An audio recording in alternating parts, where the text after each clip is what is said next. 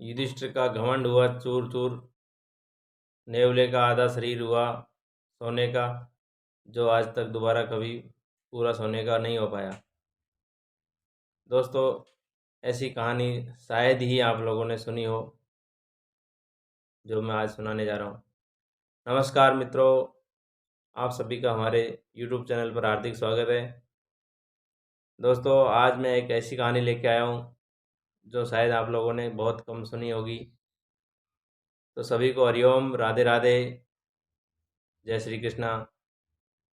दोस्तों, ये बात एक महाभारत कालीन समय की है, आज से लगभग 5500 साल पुरानी।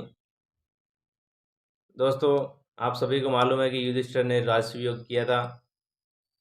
उसने यज्ञ में खूब सारा दान पुण्य किया और दुर्योधन को दान करने लगा दिया, तो उसने बहुत ज़्यादा भर भर के दान किया। युधिष्ठिर ने सोचा कि चलो पुण्य तो हमारे ही खाते में आएगा। इस बात का उसको बहुत अहंकार हो गया था थोड़ा सा।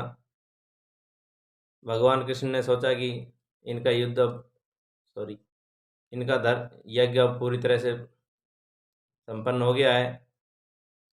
तो युधिष्ठिर और से पांडव लोग सोचने लगे कि अभी हमारा अच्छा हो गया यज्ञ और हमको इसका बहुत अच्छा पुण्य मिलेगा।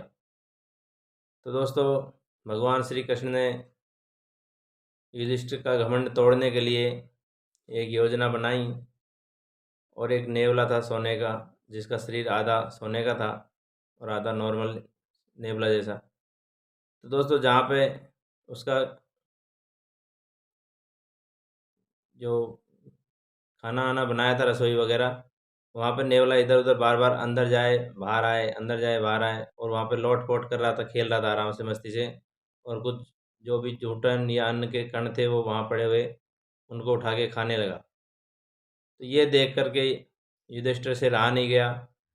पूछा, महाराज, इस तरह का नेवला तो मैंने आज तक कभी नहीं देखा, ये क्या घटना है, क्या इसका प्रयोजन है?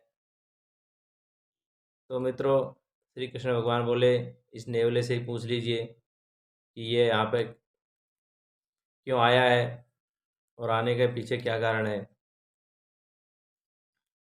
तो दोस्तों, युधिष्ठिर ने फिर नेवले से ही पूछा कि महाराज, आप जो भी हो, आप यहाँ पे किस प्रयोजन से आए हैं, और आपका यहाँ आने में हमसे कुछ भूल हुई हो तो बताइए।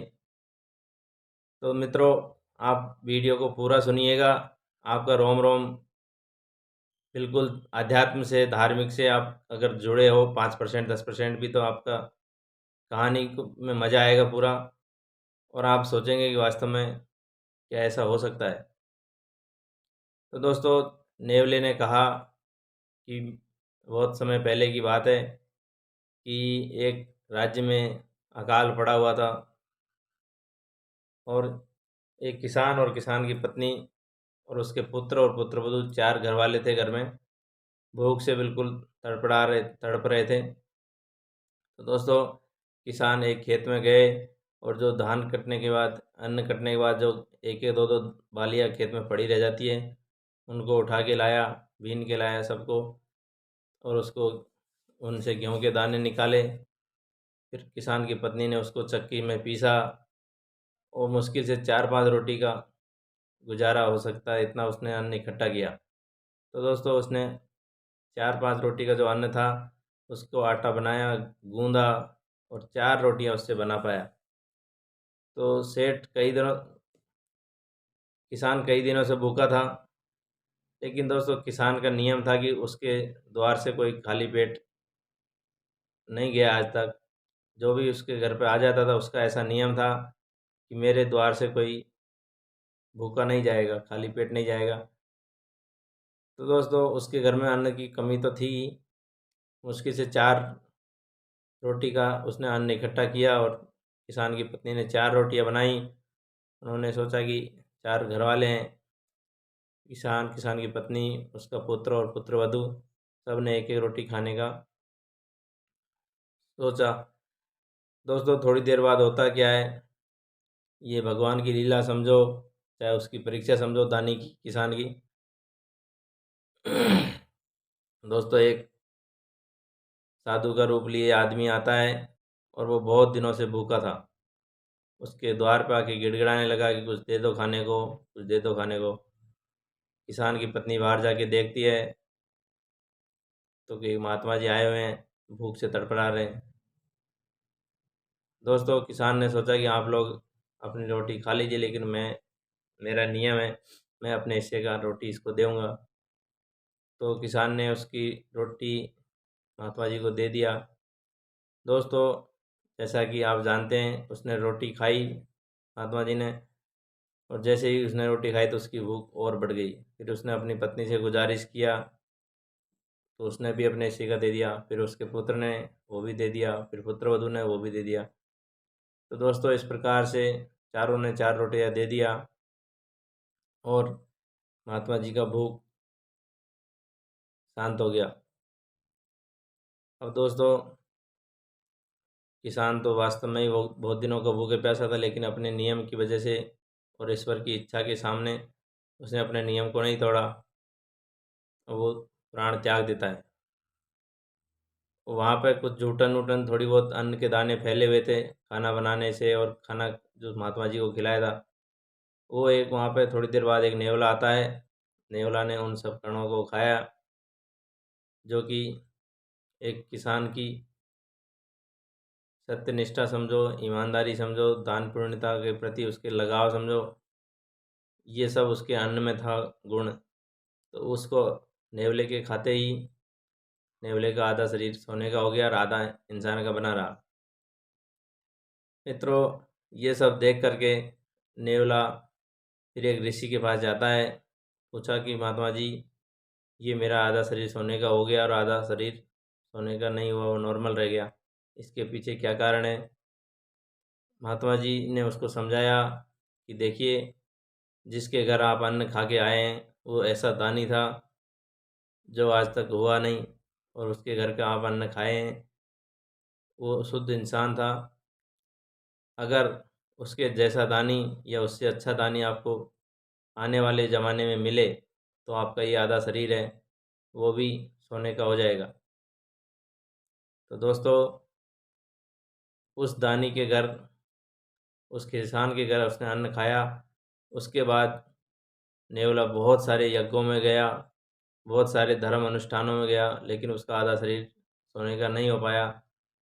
तो नेवला सोचता है कि चलो, युधिष्ठिर बहुत बड़े दानी हैं, बहुत बड़ा राजसी यज्ञ किया है, बहुत उसने सफल यज्ञ किया है, तो मैं सोचता हूँ कि मेरा आधा शरीर हो सकता है पूरा सोने का हो जाए, आधा तो पहले का था ही, आधा और हो जाए। तो मित्रों, उस खुशी के चक्कर में वो इधर उधर सब जगह गया, लेकिन आज तक उसका नहीं हो पाया, सोने का आधा शरीर पूरा नहीं हो पाया।